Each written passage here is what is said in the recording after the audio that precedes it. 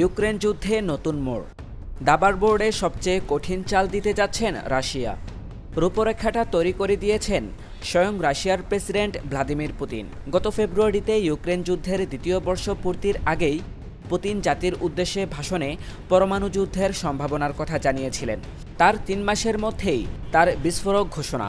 রাশিয়ার সামরিক বাহিনীকে প্রেসিডেন্ট পুতিন কৌশলগত পারমাণবিক অস্ত্রের মহড়ার নির্দেশ দিয়েছেন।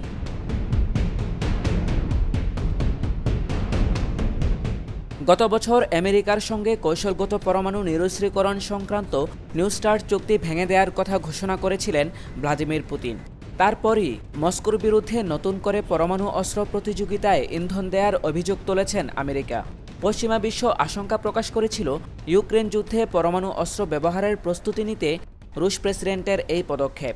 তাৎপর্যপূর্ণভাবে নিউ স্টার্ট চুক্তি বাতিলের ঘোষণার পরই পরমাণু অস্ত্র সম্ভার বাড়ানোর হুঁশিয়ারিও দিয়েছিল ভ্লাদিমির পুতিন। এবার অঙ্কের খাতায় দুয়ে দুয়ে 4 মিলিয়ে নিতে পারে পশ্চিমা বিশ্ব।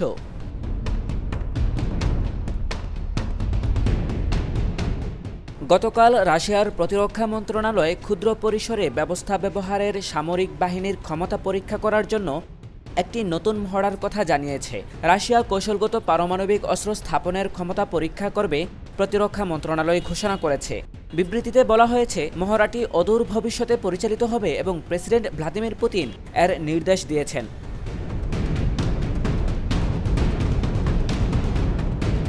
ইউক্রেনের কাছে সামরিক বাহিনীকে পারমাণবিক অস্ত্রের মহড়ার নির্দেশ দিয়েছেন রাশিয়ার president Vladimir Putin. Southern military ডিস্ট্রিক্টের ক্ষেপণাস্ত্র বাহিনী সরাসরি মহড়ায় অংশ নেবে।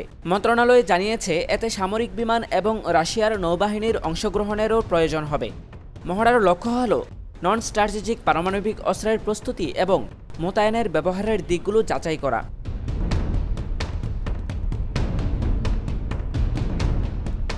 সামরিক বাহিনী মহড়ার কারণ হিসেবে কিছু পশ্চিমা কর্মকর্তার রাশিয়ার বিরুদ্ধে উস্কানিমূলক বক্তব্য এবং হুমকির কথা উল্লেখ করেছেন। রাশিয়ার সামরিক বাহিনী জানিয়েছে, সৈন্যরা নিশ্চিত করবে যে তারা জাতির নিঃশর্ত আঞ্চলিক অখণ্ডতা এবং সার্বভৌমত্ব নিশ্চিত করতে পারে।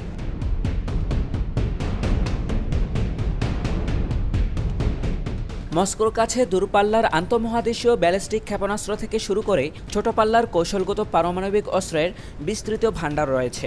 ইউক্রেন সংঘাতের মধ্যে পুতিনসহ সিনিয়র রাশিয়ান কর্মকর্তারা বলেছেন যে দেশের পারমাণবিক মতো এই অস্ত্রগুলি ব্যবহারের অনুমতি দেয় যখন জাতির অস্তিত্ব হুমকির মুখে পড়ে।